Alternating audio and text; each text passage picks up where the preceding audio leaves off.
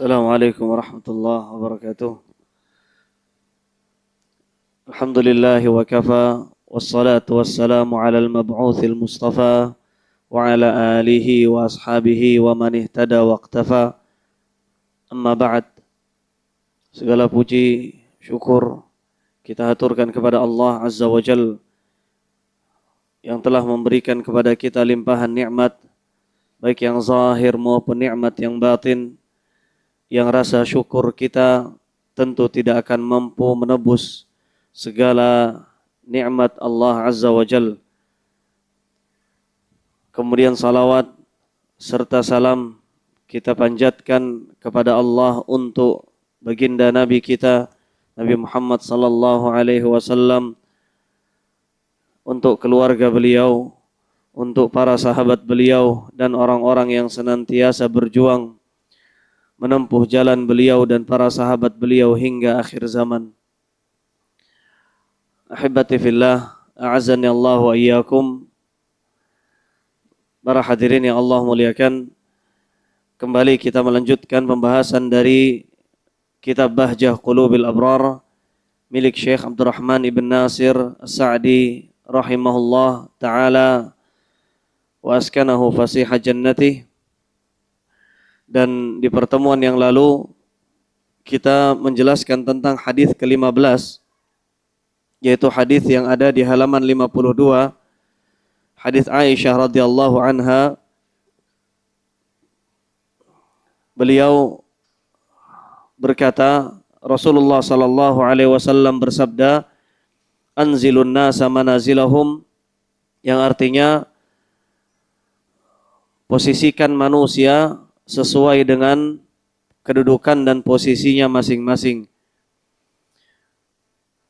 Kita jelaskan di pertemuan yang lalu tentang sebagian dari penjelasan Syekh Abdurrahman ibn Nasir tentang hadis ini, dan Syekh mengajarkan kepada kita sesuai dengan penjelasan Nabi sallallahu alaihi wasallam, wajib bagi kita untuk bermuamalah dengan manusia, bersikap dengan manusia sesuai dengan kadar kedudukan mereka. Jadi hadis ini sekali lagi mengajarkan kepada kita tentang kaidah yang agung dalam muamalah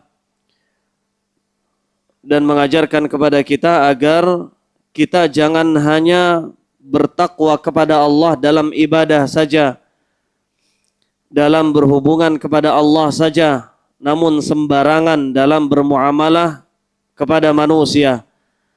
Orang seperti ini pada hakikatnya adalah bukan orang-orang yang bertakwa.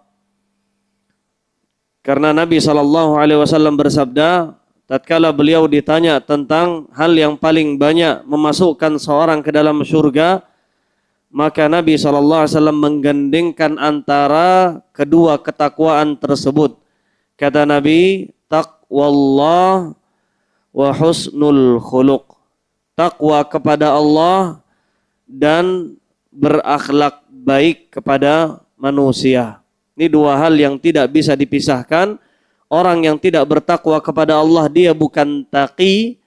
Orang yang bertakwa kepada Allah namun tidak baik sama orang lain, maka dia juga bukan taqi. Taqi itu artinya orang yang bertakwa. Harus menggabungkan di antara kedua nilai ketakwaan tersebut.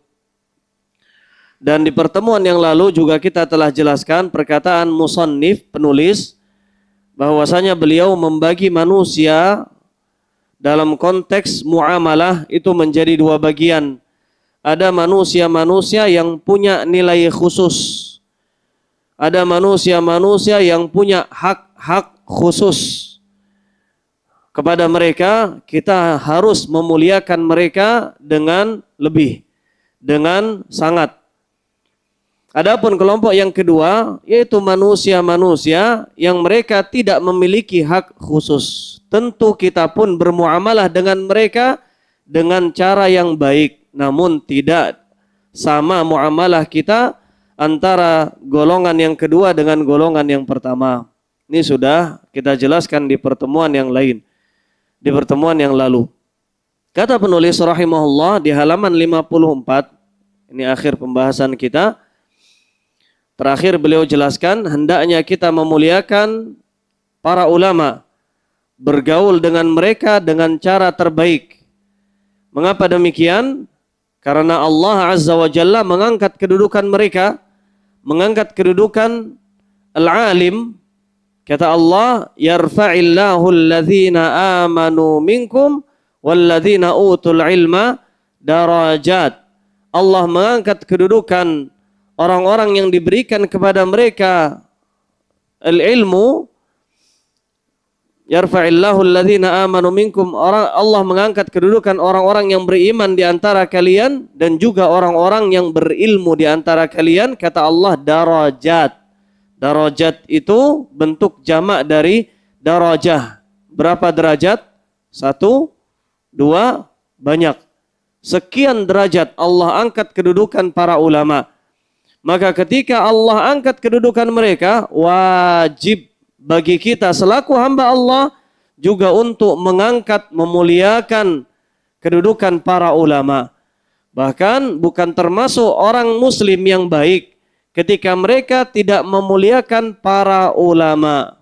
Sebagaimana kata Nabi, laisa minna, bukan termasuk dari golongan kami orang-orang yang tidak memuliakan orang yang senior, orang yang lebih tua. Bukan termasuk golongan kami orang-orang yang tidak menyayangi orang yang lebih muda, anak-anak muda, anak-anak kecil. Dan bukan termasuk golongan kami orang-orang yang tidak mengetahui kedudukan, posisi, cara memuliakan orang-orang alim di antara mereka. Jadi ini celaan dari Nabi SAW. Lalu pertanyaannya, bagaimana cara kita memuliakan para ulama? Di antaranya adalah dengan datang ke majelis mereka, datang kepada mereka, ambil ilmu dari mereka, dan minta fatwa kepada mereka. Kalau di zaman sekarang, zaman di mana pintu ilmu itu dibuka begitu lebarnya, namun tidak dengan ilmu keberkahan, maka dengan mudah kita mendapatkan ilmu dari segala macam arah. Jangankan kita, orang dewasa, anak kecil saja tahu banyak hal. Dari mana? Dari Mbah Google, tahu banyak hal. Mereka bisa mendapatkan berbagai macam pengetahuan hanya dari HP yang mereka genggam, dari AI ya. Maka cara menghormati dan memuliakan ulama adalah jangan ambil ilmu dari jalan itu. Jangan ambil ilmu dari Google. Jangan ambil ilmu dari AI. Apa sekarang Chat GPT atau yang semacamnya. Namun duduk di majelis-majelis mereka. Istifta, tanyakan fatwa kepada mereka. Ini cara di antara cara kita menghormati para ulama.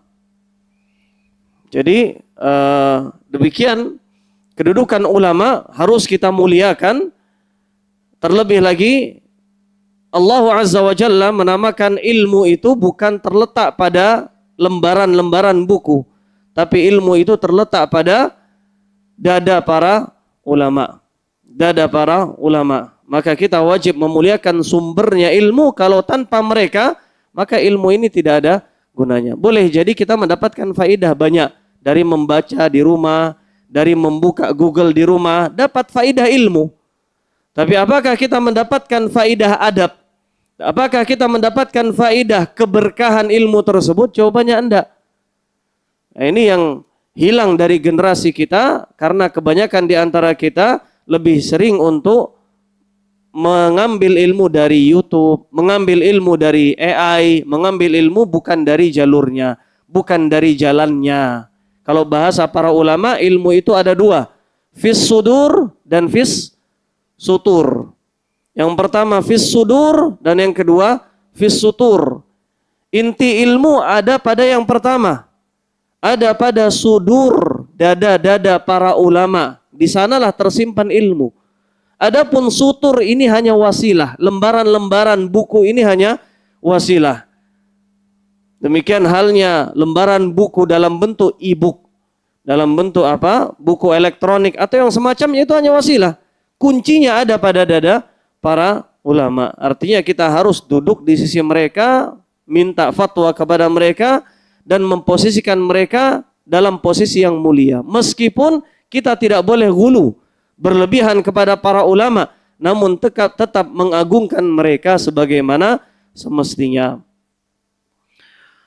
Maka kita bersyukur sekali ketika ada para masyayikh rela mereka datang meninggalkan majelis ilmu di negeri mereka untuk datang kepada kita, untuk mengajarkan kepada kita ilmu yang sebenarnya mereka tidak butuh kepada ilmu tersebut. Kita yang butuh. Maka selayaknya ketika datang para syekh ke negeri kita, kita hadir. Kita ajak keluarga untuk hadir. Datang berbondong-bondong para masyayikh dalam beberapa bulan terakhir ini. Syekh Muhammad Hisham kemarin datang, At-Tahiri, hafizallah wa ra'ah. Kemudian Syekh Abdul Malik Ibn Ahmad Ibn Mubarak Ramadhani, hafizallah wa ra'ah, juga datang. Kemudian yang terakhir yang masih ada di Indonesia, Syekh Masyhur Hasan Al-Usalman. Kalau punya kesempatan, ajak keluarga di sana. Datang ke sana. Hadir di majelis-majelis mereka. Karena mereka itu diibaratkan, kata para ulama salaf, diibaratkan seperti bintang di langit. Kalau tidak ada petunjuk, tidak ada Google Map, tidak ada apalagi orang yang bisa ditanya, maka bintang di langit itu adalah jalan hidayah. Jalan hidayah di sini maksudnya adalah petunjuk. Antum bisa tahu arah barat, arah timur, arah utara, arah selatan dari bintang. Maka yang menjadi petunjuk kita adalah para ulama. Kita muliakan mereka sesuai dengan porsi yang selayaknya bagi mereka. Hafizahumullah ta'ala wa matta'ahumullah bisihhatin wa afiyah. Semoga Allah panjangkan usia mereka dalam kebaikan. Kemudian kata beliau di sini masih di halaman 54, termasuk dalam bab ini juga, termasuk dalam bab anzilun nas manazilahum, posisikan manusia sesuai dengan porsinya. Maka kita hendaknya memerintahkan anak-anak kecil agar melakukan perbuatan baik dan melarang mereka dari perbuatan buruk. Tentu dengan sikap yang lembut, dengan cara yang menarik hati mereka. Kalau anak-anak kecil biasanya mereka lebih suka dengan yang namanya permainan. Maka datangkan dengan ajaran dengan atau nasihat dengan cara bermain. Itu hal yang lebih cocok bagi mereka. Sebagaimana dahulu para sahabat Nabi SAW, mereka yatasabba ketika pulang ke rumah. Yatasabba itu artinya mereka menjadi anak-anak. Bukan menjadi anak-anak bermain seperti anak-anak. Maksudnya merepotkan istrinya, enggak. Tapi maksudnya yatasabba di sini mereka bermain dengan anak-anak mereka sesuai dengan kadar akal anak-anak mereka. Jadi cara bicara anak-anak dia ikuti, cara fikirnya anak-anak dia ikuti. Itu adalah bagian dari ketakwaan. Ini adalah bagian dari ketakwaan karena mengamalkan hadis Nabi SAW, anzilun nasa manazilahum. Posisikan mereka manusia sesuai dengan posisi mereka, porsi mereka, kedudukan mereka. Kata beliau di sini, berikan hadiah yang sesuai dalam rangka memberikan semangat dan mengarahkan mereka kepada kebaikan serta menjauhi sikap kasar, baik berupa ucapan ataupun perbuatan. Jadi berikan hadiah, dan ini termasuk di antara cara kita memotivasi, atau dalam bahasa Arab targhib. Ada yang namanya targhib dengan ghain dan ada yang namanya tarhib dengan ha. Apa bedanya? Kita dahulukan targhib sebelum tarhib. Kalau targhib itu adalah motivasi. Kalau targhib itu adalah hadiah, pujian, sesuatu yang positif. Adapun tarhib maka bentuknya adalah ancaman, bentuknya adalah pukulan, bentuknya adalah hukuman. Kedua-duanya boleh. Namun mana yang didahulukan? Tentunya yang pertama. Tentunya yang pertama. Sebagaimana sabda Nabi SAW, sungguhnya kelemah lembutan, kasih sayang, kebaikan tidaklah ada pada sesuatu kecuali akan membuatnya indah. Dan tidaklah ia hilang dari sesuatu kecuali membuatnya jelek. Membuatnya jelek dimanapun. Dalam pendidikan keluarga, dalam pendidikan pesantren. Maka yang utama adalah apa tadi? Targhib atau tarhib? Targhib. Targhib. Berikan hadiah. Jangankan anak-anak. Orang dewasa saja kalau diberikan hadiah senang. Apalagi anak-anak. Kata Nabi, tahadu, tahabu. Berikan hadiah maka kalian saling mencintai. Ini cara kita motivasi mereka. Kalau sholat nanti dapat hadiah ini. Kalau konsistensi sholat jamaahnya dijaga selama sebulan, hadiahnya berbeda lagi. Ini anzilun nas manazilahum. Ini memposisikan anak kita sesuai dengan kadar mereka. Kemudian kata beliau mengutip sabda Nabi SAW sebagai dalil. Kata Nabi SAW, muru auladakum bis-shalah li sab'i sinin. Perintahkan anak-anak kalian kepada salat di usia 7 tahun. Perintah verbal ya. Perintah berupa ucapan.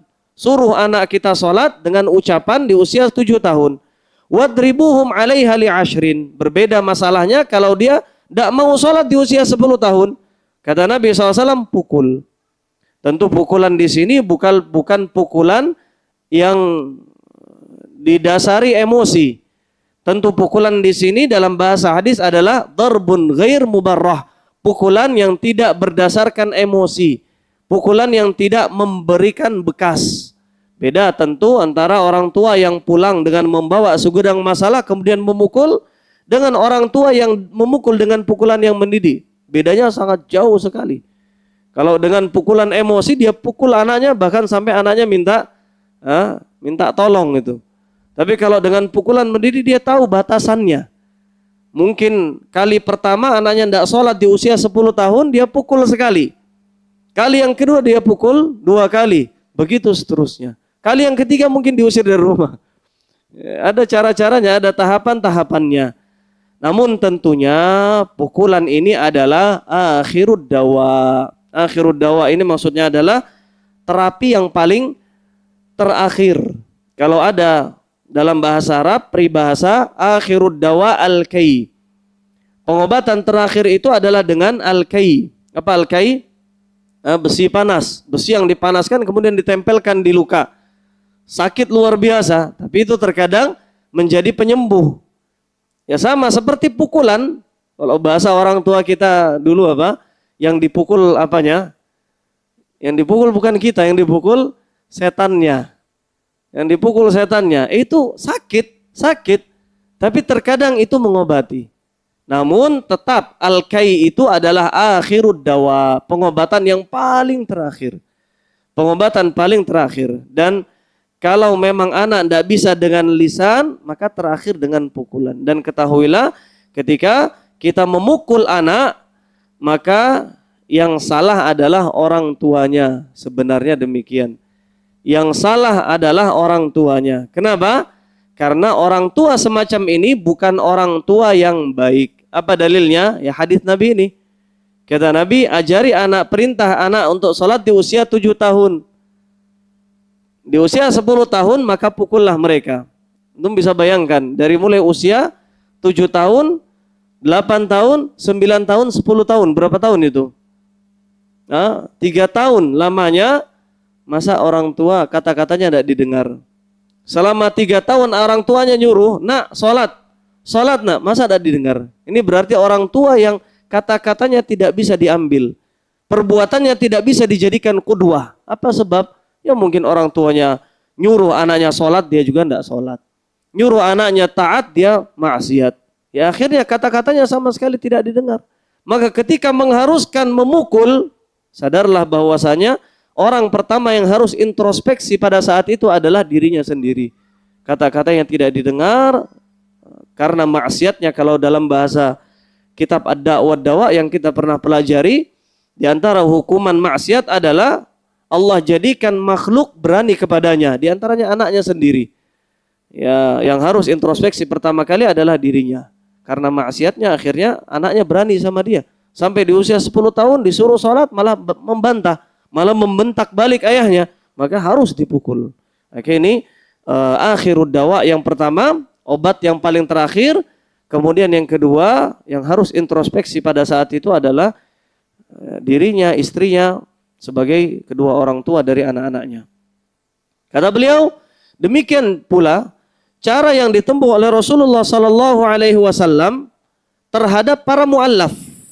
Dan muallaf itu ada 2 macam. Muallaf itu bukan selalu orang yang masuk Islam. Muallaf itu boleh jadi dia belum masuk Islam. Maka ada 2 macam.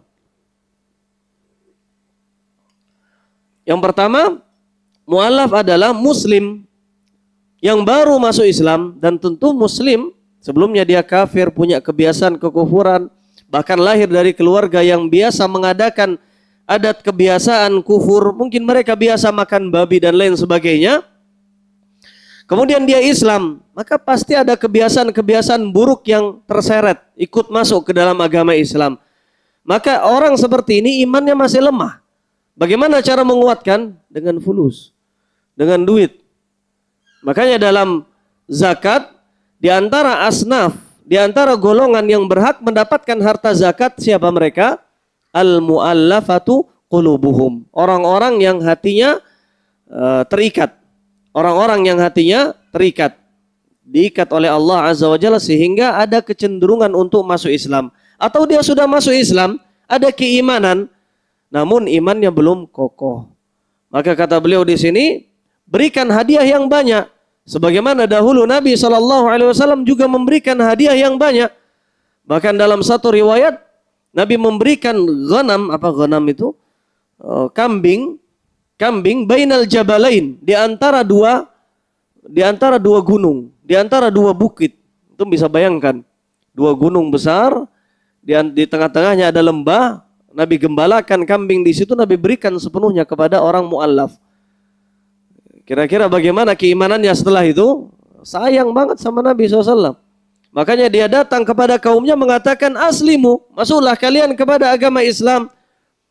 Berimanlah kalian kepada Nabi Muhammad SAW, orang yang sama sekali tidak khawatir miskin, karena kekayaan yang luar biasa yang diberikan oleh Nabi SAW. Adapun kata beliau, sehingga hati mereka menjadi lunak dan terwujudlah berbagai maslahat. Beliau SAW tidak melakukan hal itu kepada orang yang memiliki keimanan yang jujur, keimanan yang benar, sebagai bentuk menempatkan manusia sesuai dengan posisinya. Jadi kalau tadi mu'allaf ada dua, yang pertama adalah muslim yang lemah imannya, baru saja masuk Islam, baru ya tentu batasan baru ini sesuai dengan uruf, tentu baru di sini bukan ya 3 tahun, 5 tahun. Syekh Haitham Sarhan dalam satu muhadarah beliau menjelaskan di antara kebiasaan buruknya orang-orang mu'allaf di negeri barat, mereka di negeri Belanda kalau nggak salah, kata beliau, mereka masih mengaku mu'allaf meskipun sudah 6 tahun masuk Islam. 6 tahun masuk Islam masih menganggap mu'allaf. Ini salah. Jadi mu'allaf ini orang yang baru masuk Islam dan iman mereka masih lemah. Maka perlu dikuatkan diantaranya dengan hadiah, dengan harta zakat. Kemudian jenis kedua mu'allaf adalah mereka masih kafir, namun ada kecenderungan untuk mau memeluk agama Islam. Ada indikasi-indikasi kuat menunjukkan dia mau masuk agama Islam. Misalkan dia mulai dekat dengan para ulama, mulai mengundang ustadz misalkan, tentu bukan karena riya ya. Mengundang ustadz, datang langsung ke ustadz misalkan dia tanya tentang masalah rukun Islam dan lain sebagainya. Nah ini ada kecenderungan, maka berikan harta. Berikan harta zakat dengan tujuan agar dia mau masuk Islam, agar semakin kuat keislamannya. Ini dua pembagian mu'allaf, dan Nabi tidak berikan kepada orang yang sudah beriman. Kenapa? Orang yang sudah beriman, seperti kita misalkan, diberikan duit, tidak diberikan duit, tetap beriman, insya Allah. Insya Allah. Adapun mu'allaf, maka perlu dikuatkan keimanannya. Maka ini maksud beliau, anzilun nas manazilahum, posisikan manusia sesuai dengan posisinya. Dan makna adil itu bukan selalu berarti at-tasawi, bukan selalu berarti sama rata. Tentu nggak adil ketika kita memberikan anak yang baru masuk TK 100.000 sama dengan uang yang kita berikan kepada kakaknya yang sudah kuliah. Yang sudah kuliah kita kasih 100.000. Anak yang masih TK kita kasih 100.000. Adilkah ini? Enggak, ini nggak bijak. Maka yang bijaksana adalah sesuai dengan porsinya. Kata beliau, demikian pula komunikasi dengan istri, komunikasi dengan anak-anak, dengan perbincangan yang sesuai bagi mereka, bahasa yang mudah dipahami, serta berusaha menanamkan rasa senang pada diri mereka. Ya, konteksnya tidak perlu begitu formal. Kadang kita sebagai suami mungkin karena baru latihan ya, baru latihannya berapa tahun, 10 tahun mungkin baru latihan, masih formal. Cara komunikasi sama istrinya masih kaku sekali. Dia mau ngasih nasihat, tapi istrinya didudukkan. Kemudian, innal hamdalillah. Ini error ini, suami yang seperti ini. Tidak perlu. Bahkan ketika mau tidur, sampaikan nasihat. Atau ketika sedang berdua-duaan, ketika anak-anak sudah tidur misalkan, sampaikan nasihat. Itu yang lebih masuk. Dibandingkan dengan bahasa yang lebih formal. Untuk anak-anak, ya sampaikan kisah-kisah pengantar tidur. Kisah-kisah itu yang kita harap menjadi mimpi bunga tidur mereka. Sehingga itu menjadi ilmu yang kuat tertanam dalam dada mereka. Banyak sekali kisah. Kisah tentang Ashabus Sabat antum bisa ceritakan. Kisah tentang itu Ashabus Sabat Bani Israel yang Allah kutuk menjadi kera dan babi. Kisah tentang Ashabul Ukhdud. Kisah tentang Ashabul Kahfi. Kisah tentang para nabi. Di situ mereka akan belajar. Oh, bahwasanya alam semesta ini bergerak sesuai dengan kehendaknya Allah Azza wa Jalla. Kaumnya Nabi Nuh binasa bukan karena musibah banjir bandang, tapi karena Allah bukakan pintu dari langit, Allah yang bukakan limpahan air dari bawah bumi sehingga mereka binasa. Dengan cara seperti itu akan muncul rasa takut untuk melanggar setiap aturan dari Allah Azza wa Jalla. Itu cara menanamkan kepada mereka tentu dengan bahasa-bahasa yang masuklah ya, bahasa-bahasa yang sesuai dengan mereka, pemahaman mereka. Dan termasuk menempatkan manusia sesuai dengan posisinya adalah memberikan tugas-tugas yang terkait dengan agama maupun dunia, ataupun keduanya sekaligus kepada orang yang punya kompetensi di bidangnya. Yakni orang yang lebih unggul daripada selainnya dalam tugas tersebut. Maka telah diketahui terkait jabatan sebagai seorang penguasa negara, yaitu bahwa yang wajib padanya secara khusus dan pada selainnya secara umum adalah musyawarah dengan ahlul halli wal aqdi, para ulama dan orang-orang yang punya pengaruh dalam membayat orang yang pantas untuk menjabatnya, yaitu orang-orang yang memiliki kapasitas kekuatan, keberanian, kesabaran, pengetahuan, sampai akhir paragraf. Maknanya kata beliau, bahkan dalam dunia pekerjaan pun kita harus menunaikan firman Allah Azza wa Jalla. Dalam halaman yang setelahnya kata Allah, innallaha ya'murukum an tu'addul amanati ila ahliha. Kalian berikan amanat-amanat itu, bahkan diantaranya amanat pekerjaan, kepada orang yang ahli di bidangnya. Ini bahasa kita, ahli di bidangnya. Jangan orang yang lulusan komputer disuruh ngajar kesehatan, ini nggak nyambung. Orang yang lulusan kesehatan disuruh ngajar jahit misalkan, ini nggak nyambung. Guru agama disuruh macam-macam, disuruh ngasuh kuda misalkan, nggak nyambung. Posisikan sesuai dengan posisinya. Ini satu kezaliman ketika kita memberikan orang bukan sesuai dengan kompetennya. Ini kezaliman. Orang yang diberikan pemimpin yang diberikan jabatan bukan pada kompetensinya, ini kezaliman kepada bawahannya. Guru yang tidak kompeten di bidangnya, maka ini kezaliman kepada santrinya. Pegawai yang tidak kompeten di bidangnya, maka ini zalim kepada konsumennya. Ini kezaliman, semuanya kezaliman. Maka ini makna anzilun nas mana zilahum. Apa arti anzilun nas mana zilahum? Posisikan manusia sesuai dengan posisinya. Demikian pula ketika memilih pemimpin. Maka hukum syariat yang sesuai dengan ajaran syariat memilih pemimpin adalah dengan cara demokrasi. Bukan, caranya adalah dengan musyawarah. Caranya adalah dengan musyawarah. Musyawarah antara ahlul halli wal aqdi. Siapa mereka? Kata penulis di sini yaitu para ulama dan orang-orang yang berpengaruh. Mereka adalah para ulama, para tokoh-tokoh yang punya pandangan yang luas, memiliki kemampuan untuk berpikir matang, berpikir tentang maslahat negara dalam waktu dekat dan dalam masa jangka yang jauh. Nah, ini ahlul halli wal aqdi, bukan hanya para ulama namun juga para tokoh-tokoh diikutkan di situ dalam musyawarah. Hanya ini satu-satunya cara memilih pemimpin dengan cara yang sesuai syariat. Adapun cara-cara yang lain dengan cara memberontak atau dengan cara yang lain, maka ini bukan cara yang sesuai dengan syariat. Ini bukan cara yang sesuai syariat. Kalau demokrasi, maka di sana ada kezaliman luar biasa. Kita tidak memposisikan manusia sesuai dengan posisinya. Pernah kita sebutkan bagaimana caranya orang yang doktor misalkan disamakan suaranya dengan orang yang tidak belajar? Bagaimana caranya orang yang berakal disamakan dengan orang gila?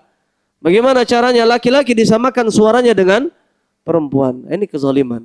Ini kezaliman. Kemudian kata beliau, demikian pula jabatan sebagai seorang hakim yang dipilih adalah orang yang mengetahui tentang syariat dan paling memahami realita yang terjadi. Orang yang memiliki keutamaan lebih dari sisi agama, bukan hanya agama, namun akal juga. Karena dalam hakim, dalam memutuskan hukum, maka dia harus tanzil, dia harus apa istilahnya mengeluarkan hukum yang sesuai dengan realita kejadian. Terkadang ada beberapa hukum yang tidak ada di zaman Nabi SAW. Maka tugas hakim, tugas qadi, dia bisa mengamalkan qiyas misalkan. Atau yang semacamnya. Dia harus punya agama akal. Demikian pula perangai yang terpuji. Maka kalau dalam dunia para ulama, qadi itu level yang berbeda dengan alim. Apalagi ada yang dijuluki qadil qudah. Qadil qudah itu artinya hakimnya para hakim, itu kedudukan yang paling tinggi sekali. Karena dia tidak hanya mengetahui satu cabang ilmu, dia tahu semuanya. Tentu orang yang datang tidak hanya mengeluhkan masalah fikih ibadah. Ada yang mengeluhkan masalah fikih muamalat. Ada yang mengeluhkan masalah fikih bayi, jual beli, dan lain sebagainya. Maka qadi ini derajat yang paling tinggi. Kata beliau, demikian pula jabatan sebagai para imam di masjid. Yang dipilih adalah orang yang paling berilmu tentang hukum-hukum ibadah dan orang yang paling bertakwa. Baru kemudian jika tidak ada yang sedikit di bawahnya, kemudian yang sedikit di bawahnya dan seterusnya. Kalau zaman sekarang orang banyak memilih imam itu berdasarkan apa? Suara ya. Suara, hafalan dan suara. Padahal yang nomor satu adalah al-fiqh. Faqih, bagaimana dia memahami tata cara salat sesuai dengan salatnya Nabi SAW. Karena ada masanya ketika dia menjadi imam, ada kondisi yang menuntut dia paham fikih di dalam sholat. Bagaimana kalau misalkan ada anak yang menangis? Bagaimana kalau misalkan hujan deras? Bagaimana kalau misalkan dia batal di tengah-tengah sholat misalkan? Ada banyak hal yang harus dituntut fikih dalam memahami fikih sholat. Nah, ini di atas suara. Adapun suara itu nomor kesekian. Dan di antara antum pahami, di antara ciri khasnya, bukan ciri khas ahlu sunnah wal jamaah, di antara ciri khasnya ahlul bidah, mereka selalu memilih sesuatu berdasarkan suara. Antum melihat orang-orang ikhwan, orang-orang PKS ya, orang-orang ikhwan, mereka sering kali mengajarkan anak-anak mereka nasyid. Mengajarkan agama semuanya dengan cara apa? Nasyid. Saya dulu masuk di situ. Saya dulu juga nyanyi, saya juga hafal juga. Masuk ke situ dan mereka mengajarkan semuanya dengan nasyid. Cara mereka berjuang memberantas kezaliman dengan nasyid. Cara mereka mengajarkan rukun Islam dengan nasyid, selalu dengan nasyid. Makanya hadis Nabi SAW akan keluar dari orang ini, keturunan orang ini, orang-orang yang Dzul Khuwaisirah, mereka membaca Al-Quran la yujawizu tanaqirahum. Mereka membaca Al-Quran tidak melampaui kerongkongan mereka. Kemudian Syekh Abdul Malik Ramadhani hafizahullah wa ra'ah, dalam daurah, ketika daurah, mereka Syekh menyebutkan di antara ciri khas ahlul bidah, mereka adalah ahlul aswat. Kalau dibandingkan antara para sahabat dengan bacaan orang-orang Khawarij, mana yang lebih bagus bacaannya? Orang Khawarij. Maka kata Syekh, mereka adalah ahlul aswat. Demikian pula ahlul bidah, mereka adalah ahlinya suara-suara yang merdu, mendayu-dayu ketika membaca Al-Quran. Bacaannya luar biasa, bahkan dipanjangkan apa yang hukumnya tidak seharusnya panjang. Nah, ini kesalahan. Namun itu yang lebih memukau orang-orang awam dan seharusnya tidak dijadikan imam masjid orang-orang seperti demikian pula khatib di masjid tidak dijadikan orang-orang yang hanya modal retorika, suara, cara berbicara, namun manhaj dan ilmunya yang lebih utama. Kita jeda sejenak. Allahu a'lam wa sallallahu wasallam ala nabiyina Muhammad.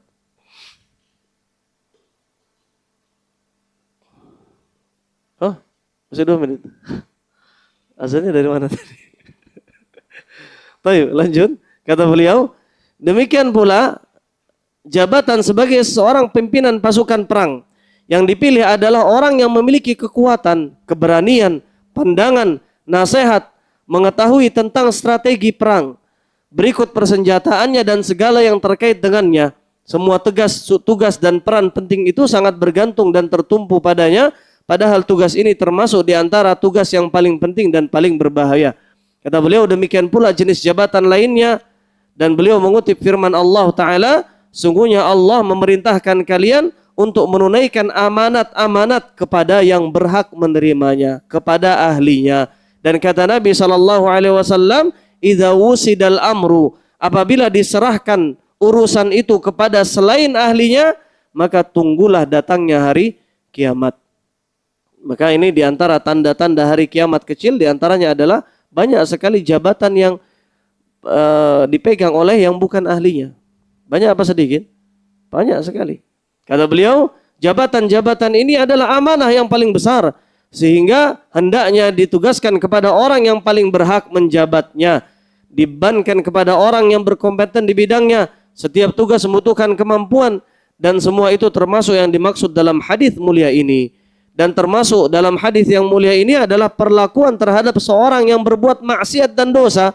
Barang siapa yang telah ditentukan hukuman atas dosanya oleh syariat berupa hukum pidana dan semisalnya, maka diberlakukan hukuman sesuai dengan hukum syariat.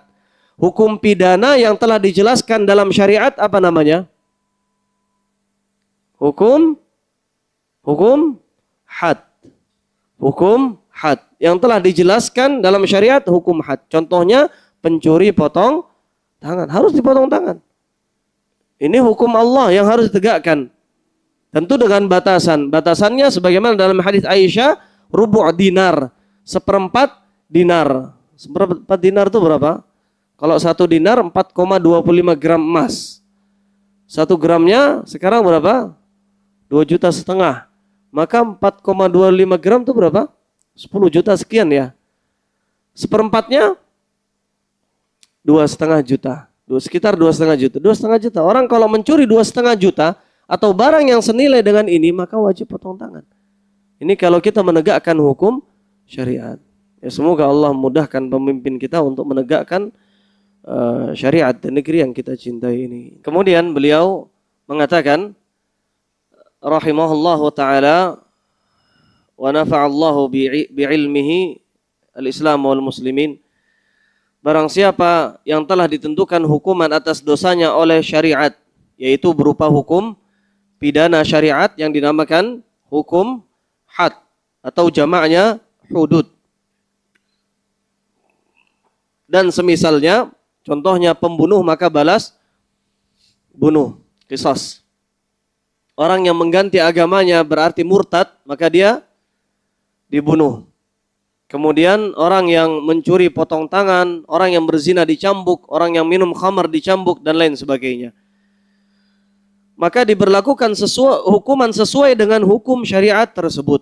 Karena hal itu adalah yang maslahat, sumber maslahat yang umum dan menyeluruh. Dan barang siapa yang tidak ditentukan hukumannya oleh syariat, maka dia ditegur sesuai dengan kondisi dan kedudukannya.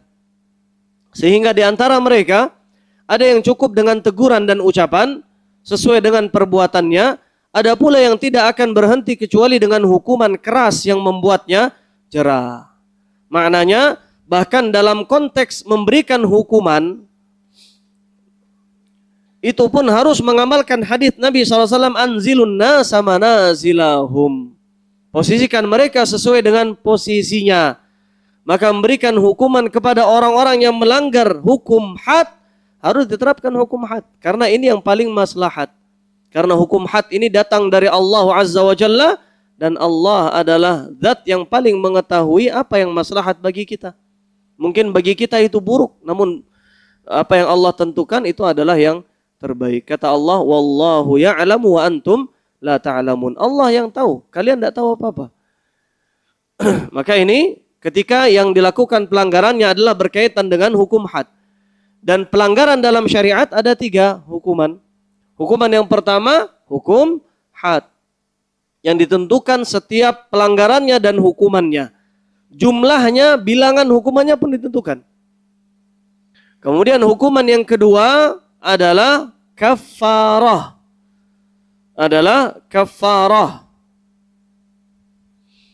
Contohnya kafarah apa? Seperti bersetubuh ketika ihram, bersetubuh ketika bulan Ramadan. Contohnya kafarah adalah melanggar janji. Ini kafarah. Ini hukumannya adalah dengan kafarah. Atau ketika membunuh tidak dengan sengaja. Membunuh karena kesalahan. Dalam peperangan misalkan dia membunuh saudaranya, maka ini kesalahan. Apa hukumannya? Kafarah. Ini yang kedua. Kemudian yang ketiga, hukuman dalam Islam yang ketiga ada yang dinamakan ta'zir. Dengan zai ya. Ta'zir. Dan ta'zir itu urusannya kembali kepada hakim, kepada pemerintah. Hakim kepada pemerintah. Dan ta'zir ini setiap pelanggaran yang enggak masuk, yang tidak masuk dalam jenis pertama, jenis kedua, maka dia ta'zir. Contohnya seperti kalau ada orang bersetubuh di siang hari Ramadan antara suami dan istri, maka ada kafarah. Bagaimana kalau orang berzina? Maka ta'zir. Kalau ada orang misalkan dia berzina, maka hukumnya apa? Had, kafarah, apa ta'zir? Berzina, had, hukumnya had. Bagaimana kalau dia pacaran, cium-ciuman, selingkuh tapi tidak sampai masuk pada perzinahan? Had, kafarah, ta'zir? Ta'zir. Urusannya kembalikan kepada pemerintah. Misalkan dalam konteks tersebarnya perzinahan, tersebarnya jalan terbukanya jalan menuju perzinahan, dan di zaman itu orang melakukan perzinahan tanpa rasa malu, maka mungkin ta'zirnya dengan ancaman yang keras, mungkin penjara 10 tahun mungkin, atau mungkin dicambuk, tapi tidak sampai dengan hukum had, tidak sampai dengan hukum had, namun dilakukan dengan keras. Dan termasuk di antara ta'zir adalah, di antara bentuk ta'zir adalah gharamah. Gharamah itu denda. Gharamah denda. Ya, contohnya seperti orang masuk tanpa visa, maka didenda. Ini ta'zir. Orang yang naik motor tidak pakai helm misalkan, maka di gharamah kena denda misalkan. Ini ta'zir dari pemerintah. Selama itu maslahat maka wajib taat. Kata Allah, ati'ullah wa ati'ur rasul wa ulil amri minkum. Ada dalilnya. Lesbian, maka ini ta'zir. Ketika ada lesbian, maka tidak ada hukuman dalam had, tidak ada hukuman kafarahnya, maka hukumannya dikembalikan kepada hakim, kepada qadi, kepada pemerintah. Ini hukumnya hukum ta'zir. Demikian pula ketika ada mani' zakah. Orang-orang yang tidak mau bayar zakat. Misalkan ada orang kaya luar biasa, tajir melintir, dia tidak mau bayar zakat. Bahkan ketika didatangi petugas zakat, kalau di kita mungkin badan amilnya lah ya, badan amil dari resmi dari pemerintah, datang untuk menagih harta zakat, dia tidak mau.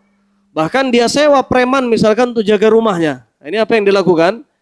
Ini mirip seperti kejadian di masa Abu Bakar As-Siddiq, mani' zakah, perangi. Perangi itu maksudnya apa? Ya boleh kita bawa pasukan, utus ke rumah ini, fulan, tugasnya untuk mengambil paksa hartanya. Bahkan salah satu di antara pendapat, dimiskinkan dia. Karena dia selain tidak mau bayar zakat, dia pun membentengi rumahnya, seakan-akan dia memberontak kepada pemerintah. Maka ini yang dinamakan hukum ta'zir. Ada batasan-batasan dan ada sesuai dengan porsi hukumannya. Kata beliau, ada yang butuh teguran, cukup dengan teguran dan ucapan, ada pula yang tidak akan berhenti kecuali dengan hukuman keras yang membuatnya jera. Namanya manusia beda-beda. Kata beliau, demikian pula dalam pemberian sedekah dan hadiah. Tidak sama antara pemberian kepada pengemis yang keliling minta-minta karena memang lapar, butuh, ketika dia diberikan 1-2 buah kurma atau sesuap atau 2 suap makanan dengan pemberian kepada orang fakir yang menjaga kehormatan setelah bangkrut dari kekayaan, tidak sama. Ada orang fakir yang dia dikasih nasi padang selesai, dia senang.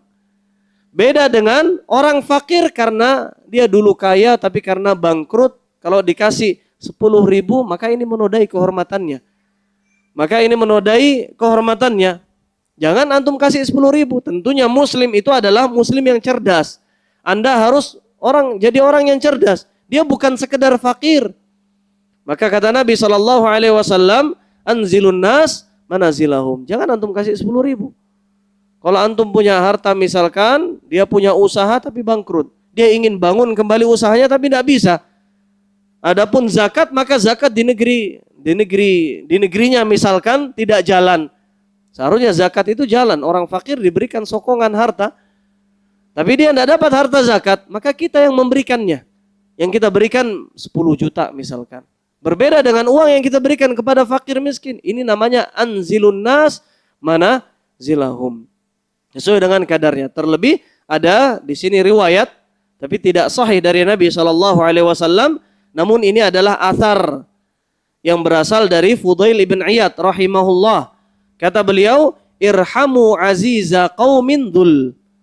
Kasihanilah orang-orang yang mulia dari kaum yang sedang jatuh. Mereka dahulunya punya jabatan, mereka dahulunya punya nama. Maka cara mengasihinya tentu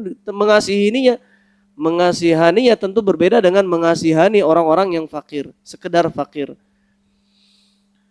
Kata beliau, demikian pula bedakan antara orang yang memiliki pengaruh dalam agama ini. Orang yang memiliki pengaruh, keunggulan, kekayaan, manfaat bagi kaum muslimin dengan orang yang derajatnya di bawah itu tidak sama. Tidak sama, bedakan antara talibul ilmi, santri misalkan, santri di pondok. Dan banyak santri di pondok yang mereka butuh uluran, mereka jago dalam sisi akademik, mereka pandai, mereka hafizah. Namun dalam sisi finansial mereka lemah, orang tuanya cuma jualan pinggir jalan misalkan. Mereka lemah. Maka bedakan antara Anda memperhatikan orang awam, orang yang tidak belajar dengan orang yang belajar. Mana yang harus dahulukan? Orang yang belajar, talibul ilmi. Bahkan para malaikat pun sudi meletakkan sayap-sayap mereka di atas kepala para penuntut ilmu karena keridhaan mereka terhadap upaya talabul ilmi yang mereka lakukan. Jangankan malaikat, ikan-ikan di lautan pun rela untuk mendoakan kebaikan, panjang umur, panjang usia, berkah umurnya. Ikan-ikan di lautan mendoakan, masa antum tidak peduli? Jadi harusnya kita punya kepedulian lebih terutama kepada para santri, para talibul ilmi. Di pondok banyak orang-orang yang memang butuh. Dan ya mungkin kita perlu punya perhatian lebih ya. Punya perhatian lebih kepada para talibul ilmi, tentunya santri yang benar-benar santri, karena santri pun bermacam-macam. Nasu ma'adin, kata Nabi SAW, manusia itu bermacam-macam, ibarat barang tambang. Ada yang emas, yang harganya mahal, ada yang mungkin besi biasa. Jadi nasu ma'adin, talibul ilmi macam-macam. Ada talibul ilmi yang malas belajar, ya tidak usah dipedulikan.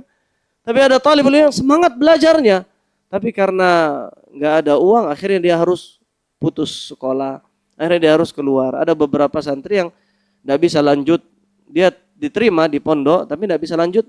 Di situ keterangannya tertulis karena alasan ekonomi. Ya, kasihan. Itu yang harusnya dapat perhatian kita secara lebih.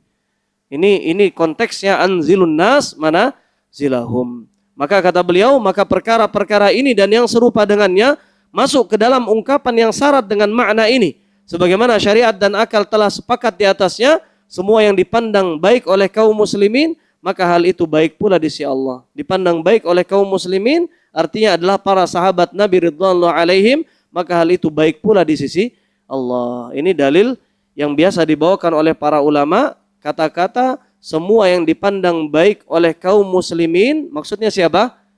Para sahabat Nabi, maka hal itu baik pula di sisi Allah. Menunjukkan ijma' para sahabat itu adalah kebaikan. Jadi kalau ada misalkan 2 pendapat antara para sahabat, antum tidak boleh cari pendapat yang ketiga. Hanya ada kebenaran di antara 1 atau 2. Tidak ada pendapat yang ketiga. Kenapa? Kebaikan terkumpul pada diri para sahabat Nabi. Ma ra'ahul muslimuna hasanan fahuwa indallahi hasan. Apa yang dipandang oleh kaum muslimin baik, maka hal itu baik pula di sisi Allah. Maka inilah hadis ke-15 yang mengandung makna yang panjang ya. Makna yang syarat, makna yang luar biasa, seakan-akan hadis ini dengan lafadznya yang sedikit masuk ke dalam setiap sisi kehidupan manusia. Luar biasa. Menjaga kita untuk senantiasa bertakwa kepada Allah dengan cara bermuamalah dengan akhlak yang baik kepada manusia. Tentu sesuai dengan porsinya, sesuai dengan kedudukannya, sesuai dengan posisi mereka masing-masing. Inilah makna dari hadits Nabi, anzilun nas manazilahum. Posisikan manusia sesuai dengan posisi mereka. Hadis yang azim di antara jawami'i kalimin Nabi SAW, di antara jawami kalim Nabi SAW. Ini hadis mukjizat dari Allah tabaraka wa taala kepada nabinya sallallahu alaihi wasallam. Allah taala a'la wa alam, wa akhiru da'wana alhamdulillah. Semoga Allah memberikan taufik kepada masing-masing dari kita dan memberikan keberkahan di usia kita dan anak-anak kita serta harta kita dan umur kita. Subhanakallahumma wa bihamdik asyhadu an la ilaha illa anta astaghfiruka wa atubu ilaik. Assalamualaikum warahmatullahi wabarakatuh.